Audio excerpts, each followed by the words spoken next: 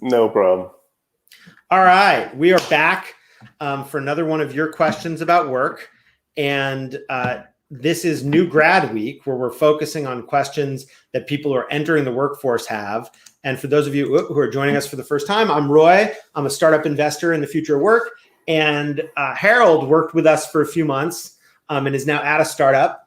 And Harold's had a particular background that he can share a little bit more about in a second. And Harold, I'm just grateful you're here. We have some past friends joining us. And so today's question is, I just finished college. I worked so hard. Should I take some time off before I enter the workforce or what?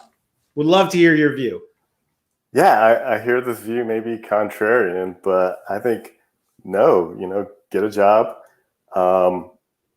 Because for one, someone like me, I didn't have like the luxury to not work, right? I mean, college or, my most recent graduation was from business school. And, you kind of have to get out there and start making money as soon as possible. I did leave without a job, though, because I was looking for the right job. I was looking for a job that I could learn while being at, because, I went to school to learn and I don't want it to stop, right? I love that. Yeah. So what's the harm? Just get a job. And wait, what was your job out of college, though? Because I think you had a job from which you learned a lot. If we want to go to college, so I graduated from undergrad long ago, and I still just went and got a job, right? And in the civilian sector. So I ended up being a Green Beret in the military. But I worked 2 jobs before doing that. I did not know that, or I didn't remember that. I'm sure I knew it at some point, but I forgot. Yeah. Well, I think for me, the kernel in that is like, jobs unless you sign up for the military, you're not locked in, right? You can go see, either you learn on the job or you learn what you don't like. Yeah. You have that option.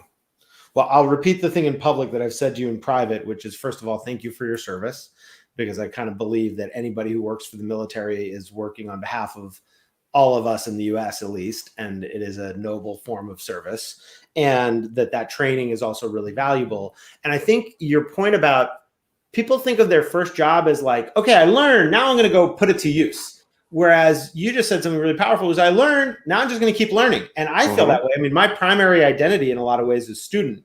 And the reason we call this is not advice is because we're not saying like, oh, you should do X. Like, we know what some individuals should do. But what you're saying is, well, first of all, circumstances, of course, matter. Even if you can take time off, what I've found for many people is that being active professionally is a habit.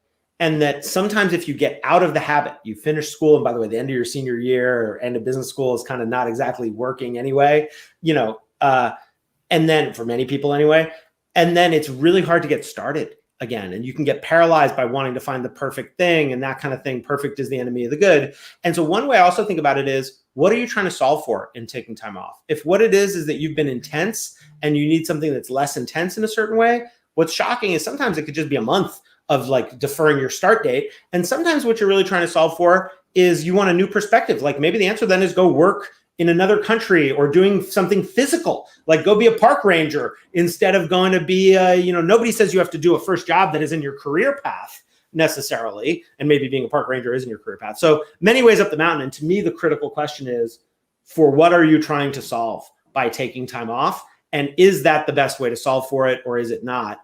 And look, if what you need is a vacation, yeah, rest helps. So anyway, that's my perspective on it.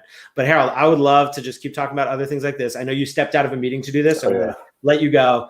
But it's just great to see you again and just have a chance to talk. Oh, and we got one of our frequent viewers, Guacamoto, saying, "You're awesome, Harold." I appreciate that. Submit my agreement. Harold's project with us for a few months was working on how to make tech more ethical. And it's something we still work on to this day. We host this course, we were just saying, with Stanford, that people in tech can sign up for, that Lisa Whedon on our team, you can find her on Twitter. She tweets about it. You can find her tweets on it and go sign up. But yeah, the quest continues. The shared quest to learn continues. So thank you, Harold, to be continued.